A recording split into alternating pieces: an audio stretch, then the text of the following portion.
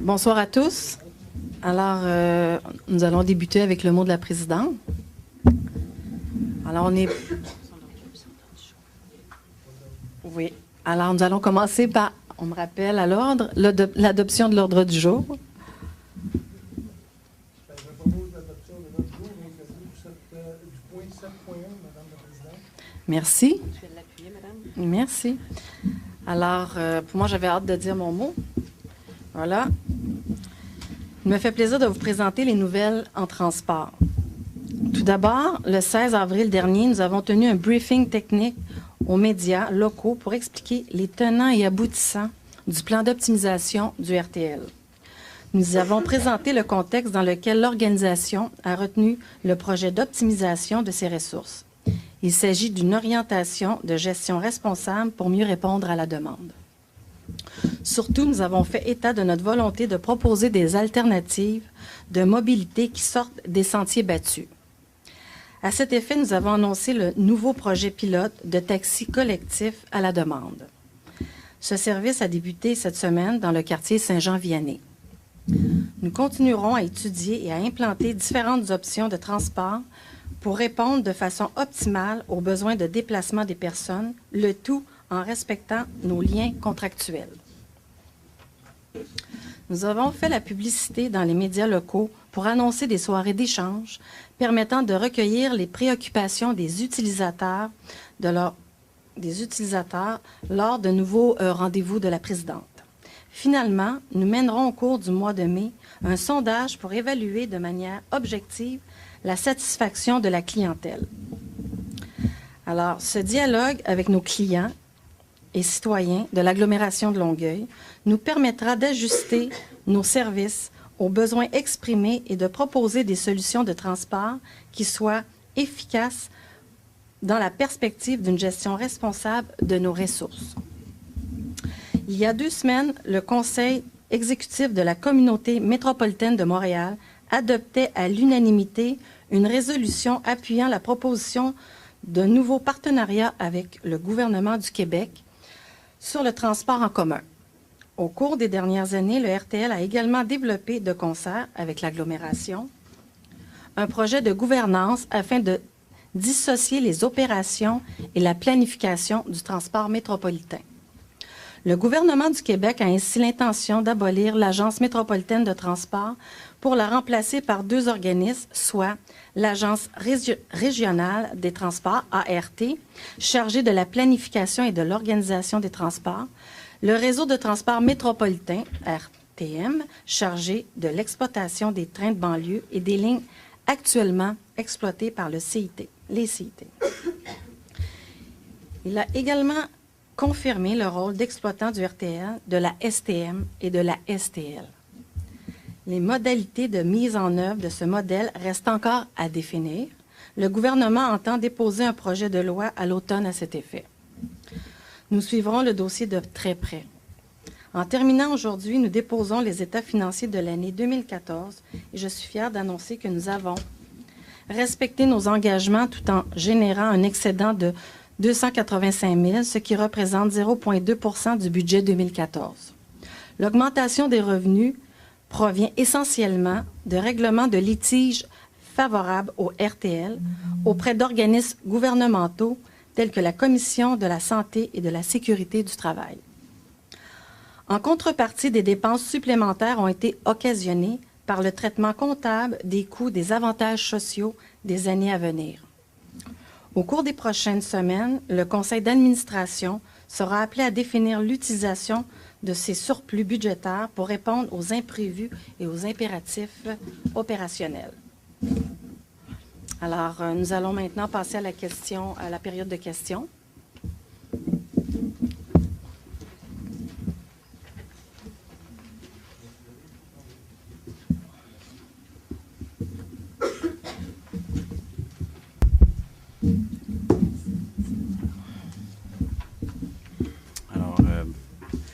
Bonne fin d'après-midi, Madame la Présidente. Merci. Roch Dumont, représentant syndical des chauffeurs et citoyens de la belle ville de Longueuil. Je viens vous voir aujourd'hui parce que c'est sûr que on ne s'entend pas sur le même mot. Vous dites optimisation, je dis coupure, mais au fil de... En bout de ligne, ce qu'on veut, c'est une diminution des coûts pour répondre aux exigences budgétaires qui nous est imposées par l'agglomération de Longueuil. Moi, je viens vous voir aujourd'hui parce que on a constaté qu'il y a eu une augmentation au niveau de la sécurité lors des conseils d'administration. Puis juste pour l'année 2014, ça représentait 2 844 $ de frais. Jusque-là, ça va. En 2015, pour seulement les 3 premiers mois de l'année, on est à près de 2 000 déjà. Alors nous, on se questionne sur la nécessité d'avoir une sécurité aussi grande et aussi coûteuse pour les rencontres du conseil d'administration, compte tenu qu'on est dans une période où on est supposé se serrer la ceinture pour arriver aux objectifs budgétaires. Alors, ma question, c'est ça. Pourquoi encore trouve-t-on une sécurité aussi imposante, puis la nécessité de cette sécurité? Écoutez, on a déjà parlé sur le sujet où, en novembre dernier, il y a eu quand même une manifestation importante ici qui s'est tenue au siège social, qui a quand même été très perturbante, que ce soit à l'intérieur, ici, du siège social ou à l'extérieur. Et je ne vous rentrerai pas dans les détails ici ce soir, mais ça méritait un encadrement et de sécuriser et d'encadrer les réunions du conseil d'administration.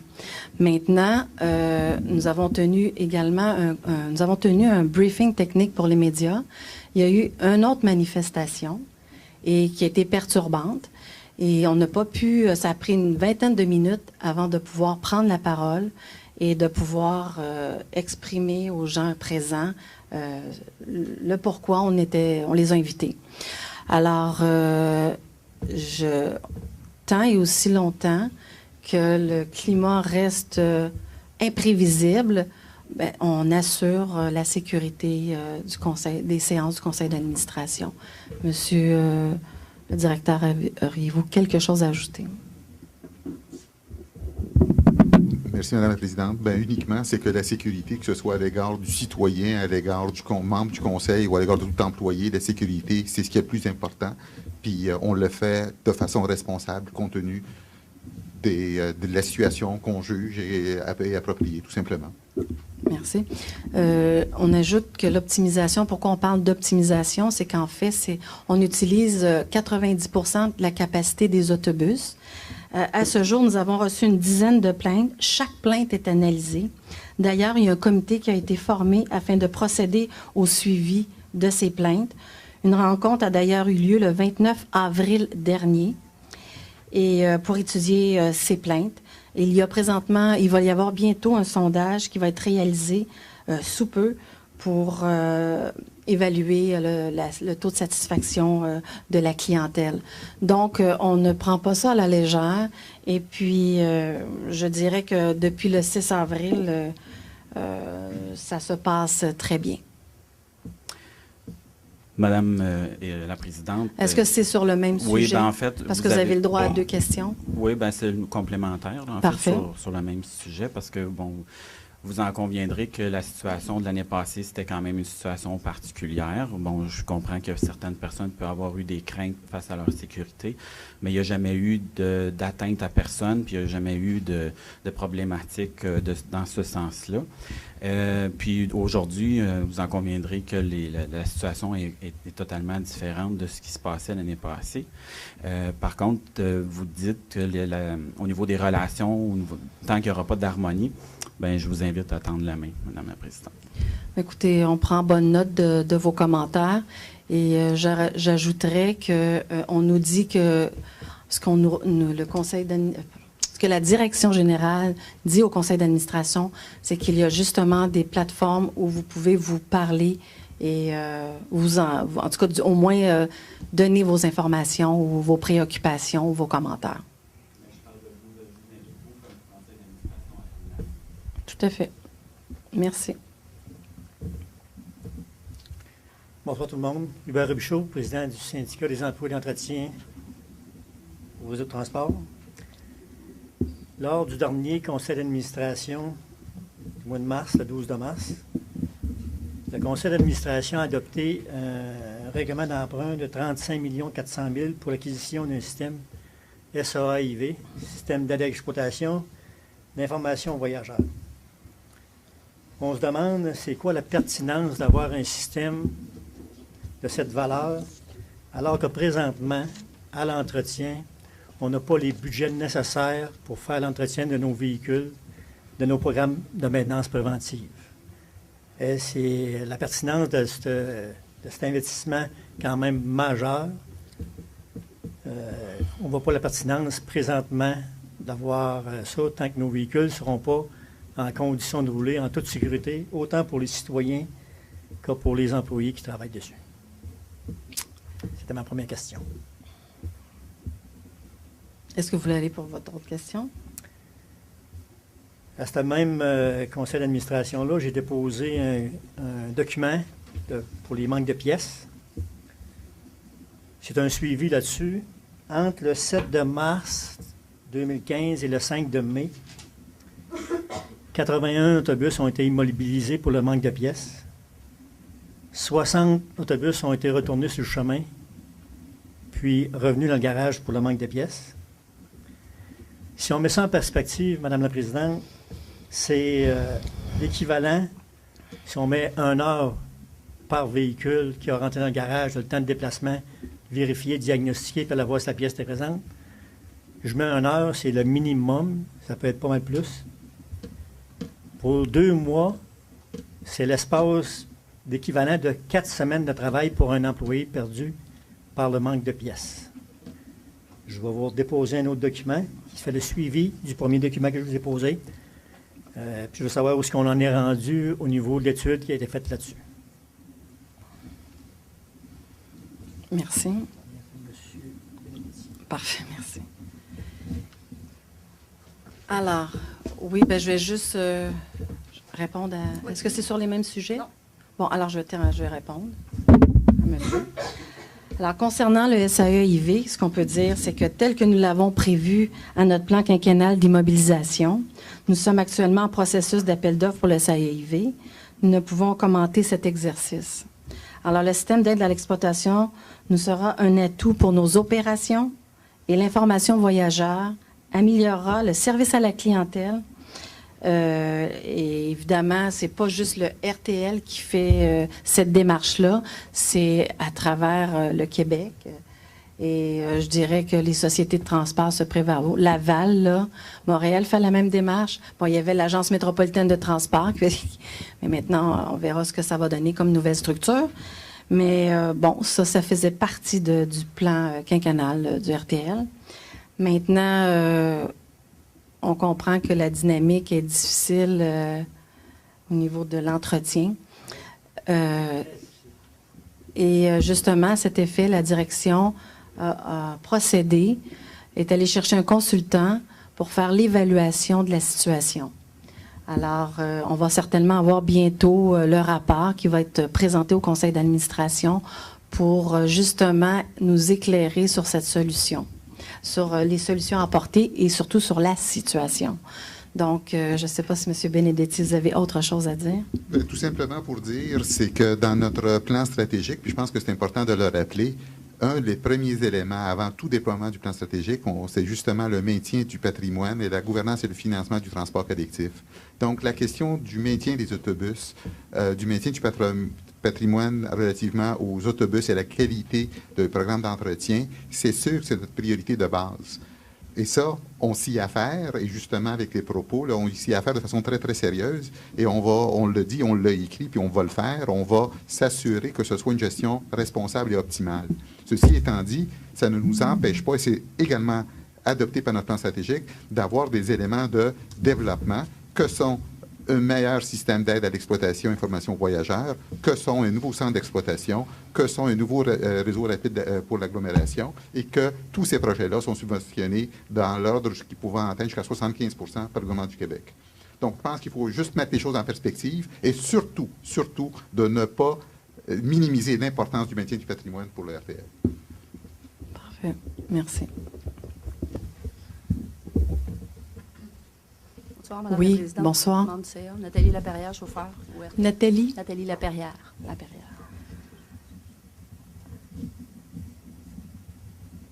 Oui. Moi, j'avais une question relativement à l'article qu'on a vu dans le Courrier du Sud de cette semaine, de l'édition de cette semaine, qui parlait que le transport pour les chaises roulantes avec la rampe, ça serait probablement déployé sur d'autres lignes autres que la 74, accessibilité universelle qu'on appelle. Exact. Donc, de un, je me demandais comment ça se fait qu'on nous, on l'apprend via le Courrier du Sud. Mhm. Parce que moi, ce que je me dis, c'est qu'initialement, quand ça partit sur la 74, on avait pris un véhicule avec rampe. On avait été faire des tests pour les arrêts. On avait été vérifier, voir lesquels arrêts étaient sécuritaires, où est-ce qu'il y avait de l'emplacement, où est-ce qu'on avait tout fait ça. Oui. Puis là, je perçois que là, c'est déjà déployé à plus grande échelle, mais sans qu'on ait été vérifié, sans que la sécurité ait été vue avec nous, sans que... de un, ça, c'est une question. Est-ce que c'est normal qu'on ait appris ça par le Courrier du Sud? Et est-ce que vous prévoyez, ça c'est la question complémentaire si on veut, est-ce que vous prévoyez, parce que quand on sait qu'un embarquement-débarquement avec rampe peut prendre jusqu'à 2 minutes de plus, est-ce que vous prévoyez ajouter du temps, vu que vous êtes en mode optimisation, vous prévoyez du temps sur les lignes où est-ce que les fauteuils vont être accessibles? C'est des bonnes questions, très bonnes questions. Écoutez, sur la démarche au niveau opérationnel, au niveau de l'organisation, que vous n'en êtes pas informé, c'est peut-être tout à fait normal parce que nous, c'est le Courrier du Sud qui nous a interpellés suite à, je dirais, un article sur tout ce qui est l'accessibilité de façon générale là, pour les personnes à mobilité restreinte. Que ce soit les services de transport, que ce soit l'accès à l'hôtel de ville. Je pense que vous avez vu que ça couvrait un ensemble de sujets. Donc, mais pour la portion RTL, oui, effectivement, il y a déjà eu des tests, mais je pense qu'il y a une analyse qui a déjà été faite à cette époque-là qui peut être transférable aujourd'hui. Maintenant, s'il y a lieu de faire d'autres tests et puis d'autres mesures prises avec les chauffeurs, bien, écoutez, nous allons l'adresser à la direction puis s'assurer que le suivi se fasse. Mais d'emblée, ce n'est pas de mauvaise foi. C'était pas, on ne sait pas encore quelles lignes vont être identifiées. Et puis le processus pour le faire, bien, c'est en étude, en analyse présentement. Maintenant, si on peut faire un lien avec les chauffeurs puis se soucier du temps d'embarquement, débarquement, effectivement, c'est plus long. Je pense que c'est nécessairement, ça devra être pris en considération parce que le réseau de transport, toutes les sociétés de transport ont le devoir d'avoir un plan de développement sur l'accessibilité universelle. Donc, c'est pas un vœu pieux, c'est une obligation. Et puis, nous serons en mesure, ça devra être pris en considération certainement dans la planification du transport. Est-ce que vous avez quelque chose d'autre à ajouter? Je pense que ça fait quand même bien le tour, mais bon, ça va. Merci.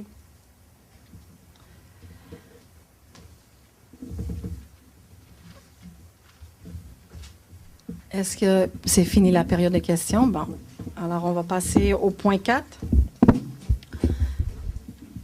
Adoption du procès-verbal de l'Assemblée publique ordinaire du 2 avril 2015. Juste un instant, Mme Cousineau va nous lire la proposition. Alors, c'est d'adopter tel que présenté et rédigé le procès-verbal de l'Assemblée publique ordinaire du Conseil d'administration qui s'est tenu le 2 avril. Parfait, merci. Alors, proposeur. Merci, Mme Bérubé. Appuyeur. Merci, Mme Laperle. Point 5, dossier mobilité durable. 5.1. Gratuité sur la ligne 80 du 29 au 31 mai à l'occasion de l'événement La Grande Gourmandise. Considérant que le réseau de transport de Longueuil est un partenaire de l'événement La Grande Gourmandise, c'est d'offrir un accès gratuit sur la ligne 80 du vendredi 29 mai à compter de 18h au dimanche 31 mai à la fin du service aux clients payant comptant ou avec des passages sur la carte Opus ou Solo. Merci. Proposeur. Madame Bérubé, merci. Merci. 5.2.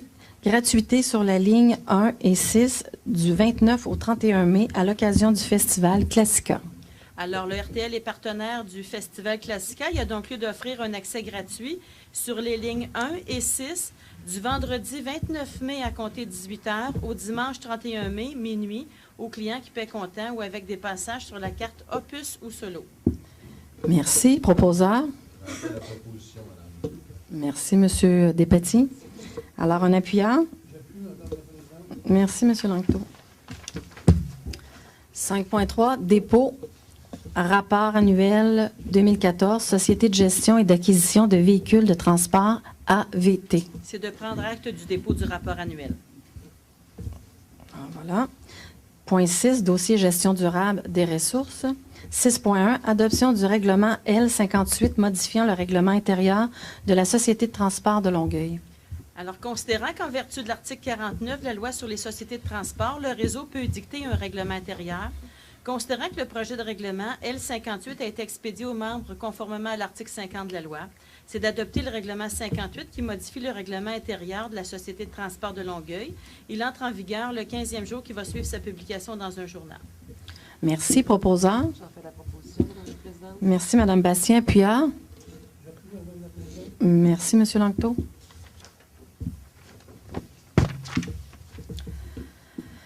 « 6.2, adoption du règlement L59 autorisant un emprunt à long terme d'1 700 000 $ pour financer divers projets d'immobilisation en 2015. » Alors, considérant qu'en vertu de l'article 123 de la Loi sur les sociétés de transport, le réseau peut décréter un règlement d'emprunt.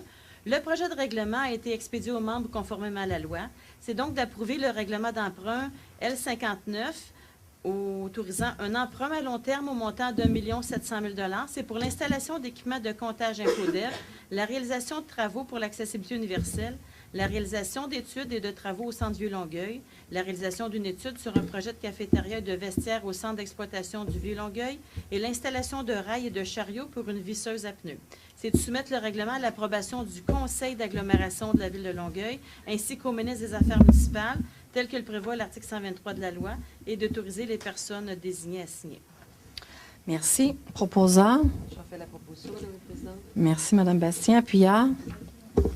Merci, Mme Picard. 6.3, adjudication de contrat, refonte de l'architecture réseautique. C'est d'adjuger le contrat suite à un appel d'offres pour la refonte de l'architecture réseautique pour une période de 6 mois aux soumissionnaires ayant obtenu le meilleur pointage selon le système de pondération et d'évaluation des offres, soit la société TELUS Communication, pour les prix unitaires qui sont soumis et le montant estimé à 465 648,75 taxes comprises selon la soumission et les conditions du devis. Que toute dépense qui est effectuée ou engagée dans le cadre de ce contrat soit autorisée par le Conseil. Merci. Alors, un proposant. Merci, M. Lécuyer. Appuyard. Merci, Mme Laperle. 6.4, adjudication de contrat, confection de manteaux d'hiver. Alors, d'adjuger le contrat suite à l'appel d'offres de confection de manteaux d'hiver, c'est pour une période de 3 ans au plus bas soumissionnaire, qui est Opal International Incorporé. C'est pour les prix unitaires et un montant estimé de 113 490,78 taxes comprises. Alors, proposant. Merci. Appuyard. Merci. Alors, 6.5, demande au ministère des Transports du Québec pour le maintien à 50 % de la part du financement du ministère des Transports du Québec à la Société de gestion et d'acquisition de véhicules de transport AVT.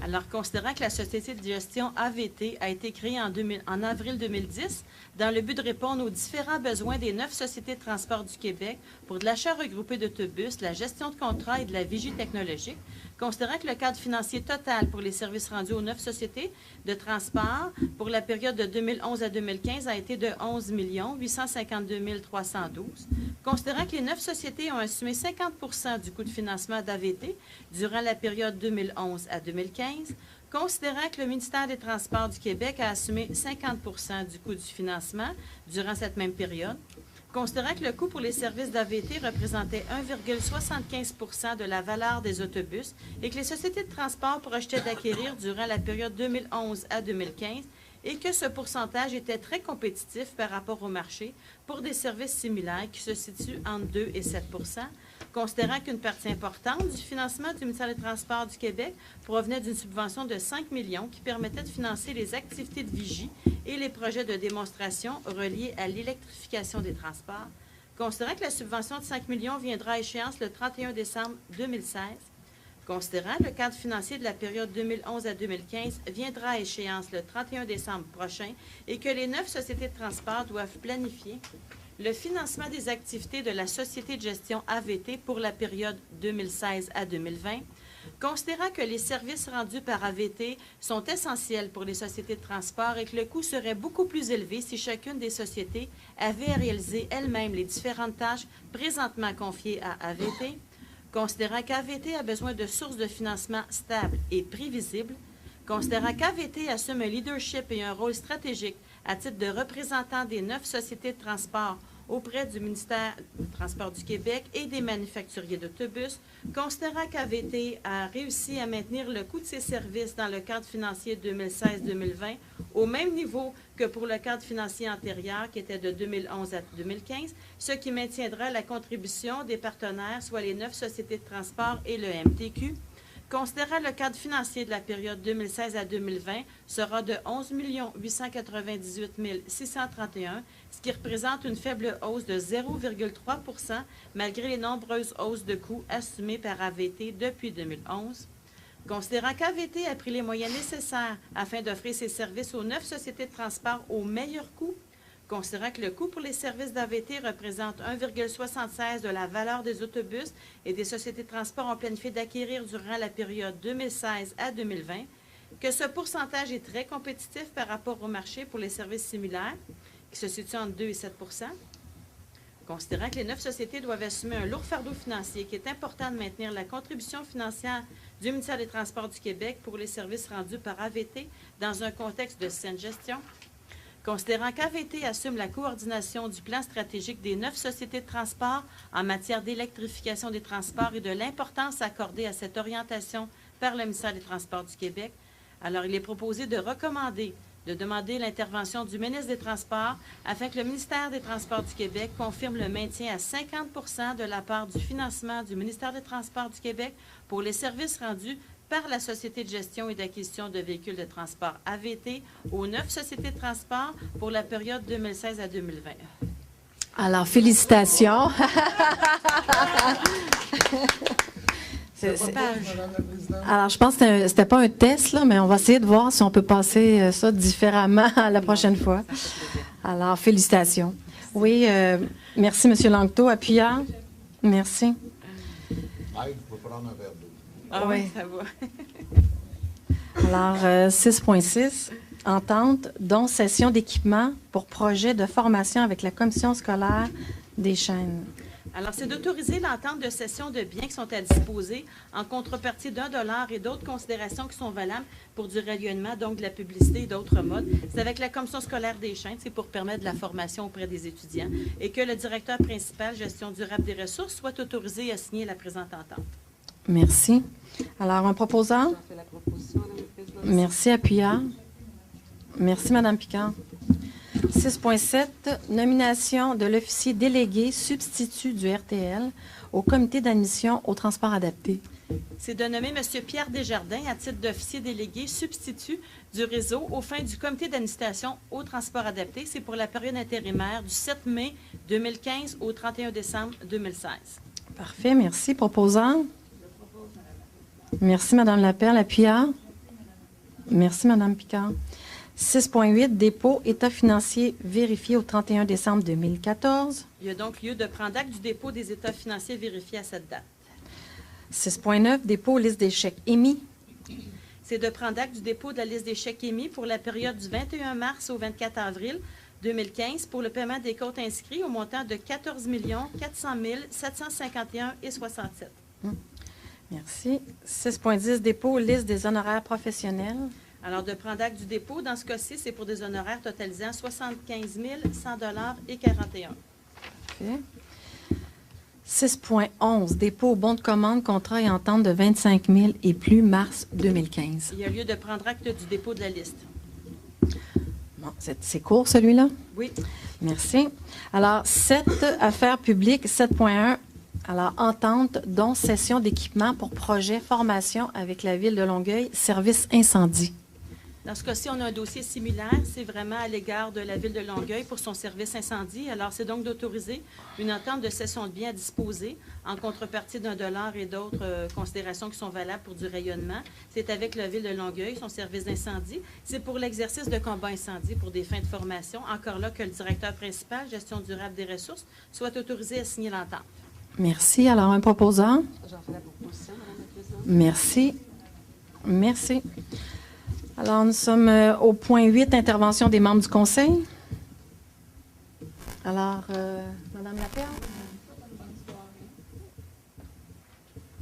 Merci, bonsoir, Madame la Présidente. Merci. Merci, bonne soirée. Merci. Bonne soirée, merci. Bien, merci et bonne soirée aux gens qui assistent aussi ici. Merci de votre temps. Merci beaucoup. Je souhaite que le Canadien gagne ce soir.